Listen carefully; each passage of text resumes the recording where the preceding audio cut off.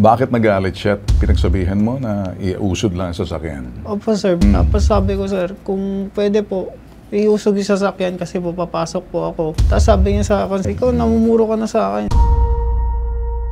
Pag uwi ko, madilim, umaatras ako dun sa may harapan nila. Okay. Nakikita naman niya ako umaatras, iniharang niya po yung motor niya at binusinahan niya ako ng todo.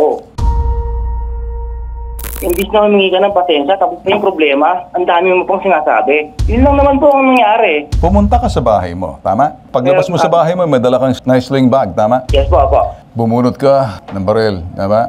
Yes po.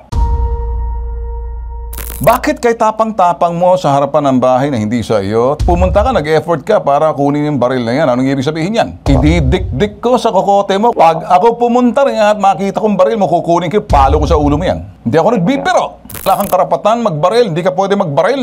Hindi ka dapat pwedeng bigyan ng lisensya o LTAC. Edward Ignacio Olivares, isurrender mo. Isurrender mo yan. Isurrender mo. Isurrender mo. Narinig mo ako? Kami po sana humingi ng tulong para po sa aming kaligtasan dahil po sa aming po kapitbahay na pinagpapantaan po kami. Nangyari po dahil sa parking po sa harapan ng aming bahay na ginagawa na po nilang talye. Hanggang po sa naharangan na po nila ng aming gate at naging sanhi po ng aming pagkatalo.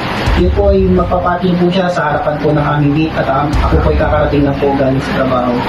Tapos, nang siya po sa aking sitahin, nagkasabutan po kami at siya po ay naglabas po ng baril at nanutok. Ano po, matulungan niyo po ako. Wala yaman po.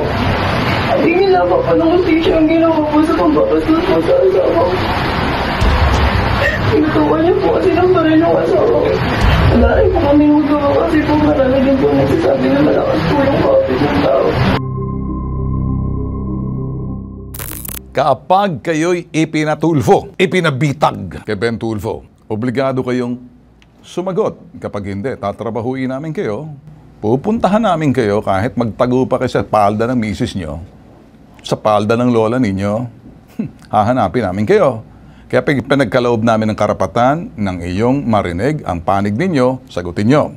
Live sa ating studio, nagrareklamong ka-live-in partner na sina Arjun at Fame. Caretaker ng bahay ang kanilang tiyahin sa Imus, Cavite. Sina Arjun at Fame, ang kapitbahay nila sa Talyar, pagmamayari ni Edward Ignacio Olivares. Matagal na raw nakikipark si Edward ng mga sasakyan na ipinagawa sa Talyar sa tapat ng kanilang bahay. Hindi naman daw ito problema dahil naintindihan nilang negosyo ni Edward. September 11. Pagka-uwi ni Arjun ay nakaharang ang isang sasakyan tapat ng kanilang gate. Ipinausog daw niya kay Edward ang sasakyan para makapasok siya sa bahay. Nagulat na lang daw si Arjun nang magsisigaw si Edward at bigla itong pumasok sa bahay. Paglabas daw nito sa bahay ay may sukbit ng black sling bag. Baril daw pala ang laman ng sling bag ni Edward. Sa CCTV footage na nakuha ng barangay, nakitang inilabas ni Edward ang baril. Kinasa, yan, nakapasok sa sling bag. Ang kanyang kamay, ayan, habit-bit ang baril, kabalandra. Simula nang magbanta si Edward, hindi na makauwi sa Imus, Cavite, mag-live-in partner na sila Arjun at Fame. Tandaan mga boss, may gun ban tayo ngayon. Walang sino man ang pwede mag-display ng firearms or bibit-bit ng firearms kapag iba ay civilian, maliban lamang kung ay police. Dahil may election ban tayo ngayon, gun ban. Kasama natin ngayon si Edward at ganoon din po ang si Fame. Yung nangyari na yan, bakit nagalit siya at umuwi muna sa bahay, pinagsabihan mo na iusod lang sa sasakyan? Opo, sir. Bali, ano po kasi siya, sir. Bali, mainit na yung ulo niya. Tapos sabi ko, kuya, baka pwede po iusog yung sasakyan. Sir. Nakiusap ka pa niyan? Opo, nakiusap pa po ako niyan, sir. Tapos sabi ko, sir, kung pwede po, iusog yung sasakyan kasi po papasok po ako. Tapos sabi niya sa akin, sir, nung naiusog niya na po, umano pa siya, sir, tawag dito, nagmura pa siya nun, sir. Tapos sabi niya, ikaw, namumuro ka na sa akin. Sabi niya namumuro ka na? So, sumagot po ko, sir, na, bakit ako, sir, kuya, namumuro sa inyo, sir? Wala naman po akong atraso sa inyo, sir. Sabi ko, pag araw-araw nga ako kayo nakikita, sir, sabi ko, binabati ko pa ako kayo, sir. Sabi ko, okay naman kayo sa relasyon? Ano na sir, hindi naman po kami totally nag-uusap niyan sir. Pero binabati mo lang siya pag Opo, nakikita mo. binabati ko lang po siya sir. Parang paramdam ay kumusta, parang gano'n lang. Pero pag ano kasi sir, pag nakainom siya, lagi siyang Ibang usapan na. ibang usapan na pag Okay. Ikaw naman, kumusta ka naman, Feng? Okay naman po, sir. Kaya lang kasi ako, sir, ngayon hindi po talaga ako makapasok. Tulad po nito, nag-aalala po ako dito kasi malayo po yung travel niya. Nakikitira lang po ako sa kapatid ko ngayon. So, hindi na kayo nakauwi sa lugar? Hindi na po Hindi sir. na po. Wala Kasi nang gabi Anong na dahilan? sir. kapitbahay lang din po kasi namin eh. Makapangyarihan ba to si Edward? Kasi ano po, may time po kasi na na bibili po ako sa tindahan. Nakaabang po dun si Kuya Edward. Okay. Tapos yung si Kuya Kuya Boyet Yung po. po. Niya Tapos po. kinausap niya po ako. Sabi niya, pwede ba pag-usapan na lang natin to? Okay. Gusto mo, areglohin na lang natin 1,000 para wala na Alright. tayong away. Okay, sige. So, nakipag-areglo ka naman? Hindi po. Hindi po. So, bakit kayo nandito? Ano matutulong ko sa inyo? ano- Nagpatulfo kayo, ha? Hindi basta tulfo to, si Bitag ang kausap nyo. Yes sir. Tandaan, iba na pag pumasok sa Opo. Bitag. Yes po. Pag ipinatulfo nyo, ipinabitag nyo, si Ben Tulfo nang papasok, iba na yung aura ko dyan, iba ng personalidad ko. Opo sir. Tigre ako. Alright? So, ngayon, ang gusto niyo mangyari ay Makasuhan siya sir. kasuhan siya. Okay, sige. Para marinig naman natin, kabilang panig, hindi magiging balanse ang sumbong kapag hindi natin na marinig ang panig ni Edward Ignacio Olivares. Edward Ignacio Olivares, ano ba nangyari dito? Bakit kay ipinatulfo ng kapitbahay mo? Pasensya na po kayo, nakakahiya. Mhm. Nagsimula po kasi sa terreno dahil doon sa parking. Okay. Umaatras po kasi ako. Okay. Ganito po kasi hindi akin yung sasakyan. Mhm. Talya po hanap buhay namin. Nagro-road test ko. Pag uwi ko, madilim, umaatras ako dun sa may harapan nila. Okay. Tapos po, nakikita naman niya ako umaatras. Iniharang niya po yung motor niya at binusinahan niya ako ng todo. Mhm. Okay. Yung po ang nangyari. Tapos nagsalita siya sa akin. Sabi ko, nakita mo na akong umaatras. Bubusinahan mo pa ako, ihaharang mo pa yung motor mo. Hindi mo muna ako pinatapos na umatras. Hindi wala sa akin yung talunan. Sinasabi ko sa kanya. Okay. Kasi ang dami niya na sinabi na kung ano-ano. Ang sabi ko, imbis na humingi ka ng pasensya, tapos pa yung problema, ang dami mo pang sinasabi. Mhm. Yun lang naman po ang nangyari. Edward, Yes po, sir. galit ka ba? Ay, hindi po, sir. Ano lang po. Edward, makinig ka. Yes po. Ayoko nang natatas ng boses dito, ano? Pag ako nang humaharap, iba na ako. Opo, sir. Hindi po. Ganito lang po talaga yung boses namin. Iba ako. Pwede Apo, bang igalang mo ako? Maghinahon ka, mahinahon ako. Okay? Opo, sir. Una sa lahat, gusto kong sabihin sa iyo, pumunta ka sa bahay mo, tama? Yes po, opo. Totoo po yun. Paglabas mo sa bahay mo, may dala kang nice sling bag, tama? Yes po, opo. Bumunot ka ng baril, tama? Yes po. Kung na sa katuparan mong napatay mo, binaril mo, itong lumapit sa amin, tawag niyan, Okay. ay, alam mo ang ibig sabihin yan? Sir, Hindi, ang tao, alam mo anong ibig sabihin yan? Murder yan. Yes po. Pero hindi po mangyayari, sir. Hindi, yun ang ibig sabihin. Makinig ka muna sa akin. Shut up and listen. Yung umalis ka, pumunta ka sa bahay, alam mong ginawa mo, kumuha ka ng baril. Let's say, sabihin natin, kahit toy ganyan. Pumunta ka sa bahay ng may bahay, sa harapan ng kanyang bakuran. Pinapalabas mo siguro, nakikita sa CCTV, hindi magsisinungaling yan. Hindi po. Sandali, makinig ka. Yung ginawa mo, kahit totoo, hindi sasabihin mo, nikilado yung baril na yan, grave threat yan. Ang isang bagay na kumbaga pinagplanuhan mong bumunta sa bahay mo para kunin ang baril mo, may tangka ka, may kumbaga, ito'y parte na to. Yes po. Murder kung sakaling pinatay mo siya. Pero di sa parting to, sinadya mo to pinagplanuhan mo. Talagang pumunta ka, nag-effort ka para kunin yung baril na yan. Anong ibig sabihin yan? Bakit kay tapang-tapang mo sa harapan ng bahay na hindi sa iyo, tapos pumunta ka riyan, tapos nakatayo ka, nakita ang CCTV, bubunot ka ng baril dyan sa sling bag mo, na hindi mo na pag-aari? Narinig mo ba ako? Yes po, sir. Ididikdik ko sa kokote mo, kung yung baril na yan, palo ko sa ulo mo yan, huwag kang loloko-loko sa akin. Narinig mo ba ako? Okay po, sir. Ako nakikinig po. Pag ako pumunta rin at makita kong baril mo, kukunin ko, palo ko sa ulo mo yan. Hindi ako nagbibiro. Lintek yung ginawa mo na yan, parang akala mo siga ka. Tanong ko sa iyo, anong klaseng baril yan? Mahaba ng konti. 45 ba yan, Ikilado? Sir, ano? Anong klaseng baril yan? 45 po, sir, yung 1911. Alright, 45, 1911. Tanong ko sa iyo, may L-top ka ba? Sir, wala po. Wala! Okay, makinig ka. Okay, makinig ka. Ha? Gun ban ngayon, Wala kang lisensya, loose firearms yan, kinakailangan mabisita ka namin. At ilabas mo yung baril mo na nakita ngayon sa CCTV, i-surrender mo yan, kapag hindi, malilintikan ka. Sa linya ng telepono, ang Public Information Officer ng Region 4A sa PNP, si Colonel, Lieutenant Colonel Chitadel Gorian. Magandang umaga sa iyo, Colonel. Yes, sir.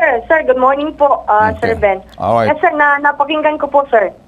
Ano masasabi nyo ngayon, Colonel? Wala siyang LTAP, may 45 siya, lumabas siya ng bahay niya, nandun, binunot niya sa sling bag niya. Kung makikita mo ngayon, sa harap ng bahay ng hindi sa kanya, tinakot niya, grave threat, at pagkatapos yung baril na yan, wala pala siyang LTAP 45, 1911, nikelado.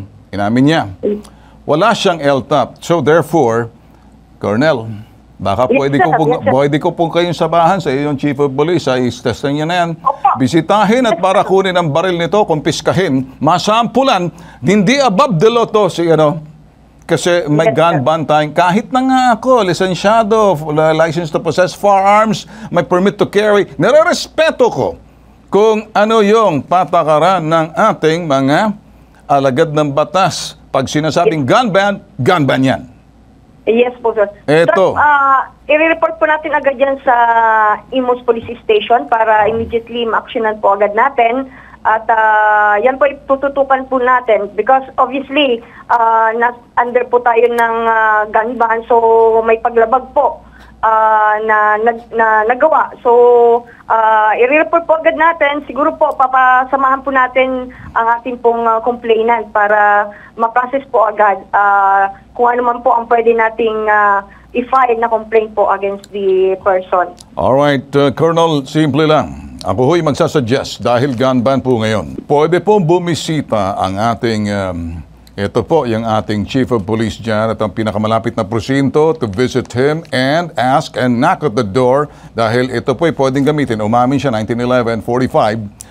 Pwede pong ipasurrender at gusto po namin nakita sinusurrender niyang baril niya. Wala siyang karapatan, wala siyang lisensya, loose firearms. So therefore, pwede pong gawin ng pulis yan. Makikipagtulungan po ang barangay dyan para bisitahin siya. Nandyan ka ba ngayon? Itong narareklamo natin ngayon. Nandyan ka ba ngayon, bossing? Sir Ben, ito po. Makinig ka. Okay? Edward Ignacio Olivares, isurrender mo yung loose firearms mo. Wala kang karapatan magbaril. Hindi ka pwede magbaril. Hindi ka dapat pwedeng bigyan ng lisensya o LTAP. Narinig mo ako? I-surrender mo yan. I-surrender mo. Narinig mo ako? Opo, Sir Ben, sige lang po. Makinig ka. I-surrender mo yan. Kahit hindi sa iyo. I-surrender mo dahil hindi sa iyo. Kasi kung sino man nagpahiram sa iyo, malilintikan din. Opo, Sir Ben. So, siguraduhin mo, bibisitahin kita riyan kapag hindi mo ginawa. Hindi ako nagbibiro. Opo. Iso-surrender mo dahil makikipagtulungan ng barangay dito, bitag na pumasok dito. Kukunin namin ng barangay to witness na yan. Using this, tatawagan namin yung firearms and explosive ng Campo Crame at dito pala sa parting to, may problema ka na, may kaso ka na. Kasalukuyan, pinache-check ng bitag at ito, wala ka talagang sinasabing LTAP. Hindi ka lisensyado, hindi ka rehistrado, ang hawak mong baril. Kanino yan? Hinaram mo? Or bumili ka ng sarili mo na meron ka, wala kang lisensya? Hindi po, sir. Wala po akong baril. Okay, i-surrender mo, isuko mo, i-surrender mo, ibigay mo sa mga, sa mga pulis natin dyan na bibisita sa iyo. Opo, sir. Ngayon pa lang, mananawagan na ako sa iyo, maawa ka sa sarili mo. Magkakakaso ka. Gun ban ngayon. Opo, sir. Colonel, sabihin mo sa kanya kung anong kasong nararapat dito. Kung ako sa iyo, etong ito, pag nagreklamo na to, wala akong pakialam kung sinong kinakapitan mong talpulanong malaki dyan sa Cavite. Babanggain ko yan si bitag ako. Lalo na sa mga taong nananakot, nang-aabuso sa lugar, nagsisiga-sigaan, ikaw ang mga taong gusto ko makatapat. Paamuhin kita. Agila ka, gagawin kitang sisiyo. Cobra ka, gagawin kitang bulate. Mayos ka. Tigre ka, gagawin kitang kuting. Buhaya ka, gagawin kitang butike. Mayos ka. Colonel, nandyan pa kayo, Colonel? Opo. Well, ako po, Colonel, bahala na. Nasasabi ko na, galit ako sa mga taong kapareho nito. Inaabuso, gun ban pa naman ngayon.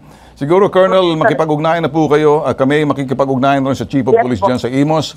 Pick up, kumare, to invite and then explain, if necessary, surrender. Kami po'y co-cover po namin yan dahil hindi po pwede ito. Kung ako po, ay collector po ako, marami kong baril, inaamin ko po yan, may LTAP po ako, may mga permit to carry ako dahil gun ban, hindi ko po dinadala. Opo. Yes po, kukunin po natin yung name po at address po ng ating pong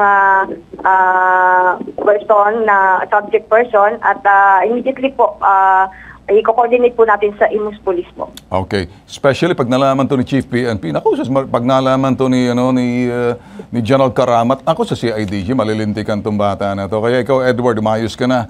Tigil ng pagkakasiga-siga mo, may isang siga rito, talagang tuturuan ka kung paano maging siga. Sa tamang lugar, huwag ka mananakot. Dahil isang araw, ito, pinadadama ko sa iyo kung paano ka matakot ngayon. Matakot ka sa batas. Matakot ka pag wala ka sa lugar. Naintindihan mo ba ako? Opo, sir. Okay, Colonel, maraming salamat po sa iyo. Maraming salamat din po, sir. Alright. Asahan niyo po at actionan po agad natin. Alright, thank you so much, Colonel. Ngayon, sa inyo naman. Takot pa kayo. Gusto mo, punta ako roon sa harap niya. Ikaw sa gilid ko. Harapin ko to. Gusto mo? Hindi naman po, sir. Ano lang kasi, iniisip ko lang kasi yung asawa ko. O, makinig ka rito. Olivares, Edward. Sir, nakikinig po ako. Umayos ka, parang mukhang kumakasa ka. Makinig ka. Pag ito ginalaw mo, kapag ito tinutukan mo ulit, babalik ako dyan. Tandaan mo to. Galit ako sa mga tao nagsisigas-sigaan. Hindi po. Gusto ko nga po makipag-ayos sa kanila. Ay, nako. Bago ka makipag-ayos, kaso muna.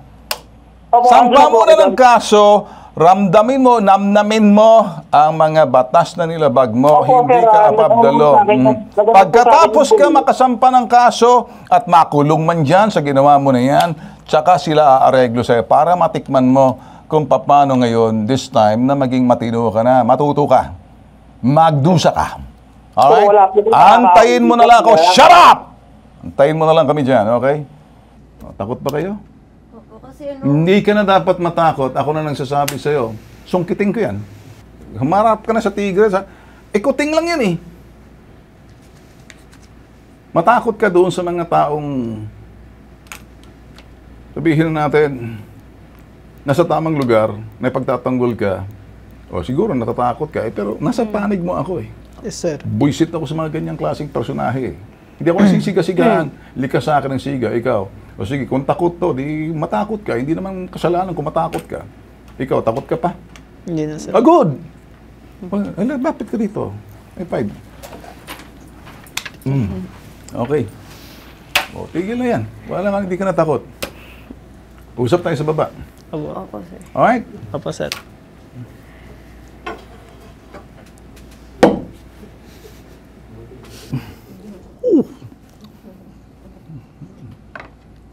Edward ka. Ito po ang isang pambansang sumbungan. Serbisyo, tulong, may tatak. Tatak, Tulfo. Ipabitag mo. Wow!